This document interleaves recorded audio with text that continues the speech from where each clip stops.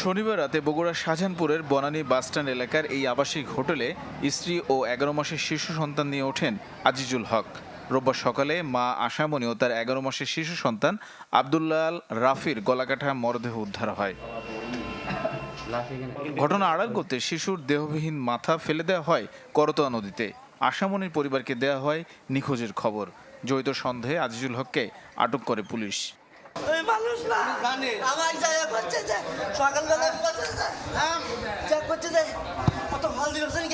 যৌতুক উঠতে চাই, ফ্রিজ দেওয়া হয়েছে, ঘরের জিনিসপাতি সবকিছু দেওয়া হয়েছে, মিল ছিল না তেমন একটা ওদের মধ্যে, বেশিরভাগই মায়ের বাসায় থাকতো। সে সেনা সদস্য, তার কাছে তার আইডি কার্ড রয়েছে এবং সে নিজে বলেছে সে সেনা সদস্য, সে চট্টগ্রাম সেনানিবাসে কর্মরত। রাতের যে কোনো সময়ে সে অত্যন্ত সুপরিকল্পিতভাবে ঠান্ডা মাথায় তার সাথে থাকা ধারালো অস্ত্র দিয়ে সে তার স্ত্রী এবং তার সন্তান নির্মমভাবে হত্যা করে। ময়মনসিংহ সদরের মনতলা এলাকায় লাগেজের ভেতর থেকে খণ্ডিত এক যুবকের মরদেহ উদ্ধার হয়েছে।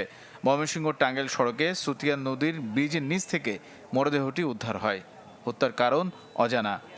লাশটা 4 টুকরো করা এবং যেটা মনে হয়েছে যে একটা পূর্ব পরিকল্পিত। গোপালগঞ্জে ভারসাম্যহীন এক নারীকে গলা কেটে হত্যা করেছে কে বা কারা? হত্যার কারণ অনুসন্ধান করছে পুলিশ। যশোরে পুলিশ হেফাজতে এক নারীর মৃত্যুর অভিযোগ উঠেছে।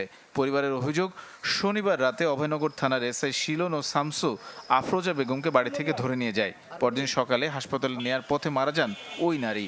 এ বিষয়ে পুলিশ কর্মকর্তাদের কেউই কথা বলেননি। 1,88,000 টাকাটা গাড়ি বেচা টাকা ছিল, সব নিয়ে গেছে তারা। নিয়ে আমার বউ কথা বলেছে এই কারণে তারা মারেছে। আমার সামনে আমার মা আম্মুকে সেই চড়া দিতে একদম ই করে শুয়াই ফেলাই দিছে। তারা ধারণা করছে যে এটা সাডেন কার্ডিয়াক অ্যারেস্টে আমার জরুরি বিভাগে মৃত্যুবরণ করেছে। এছাড়াও পাবনা ও ঠাকুরগাঁও আলাদা ঘটনায় আরও দুজনের মরদেহ উদ্ধার হয়েছে।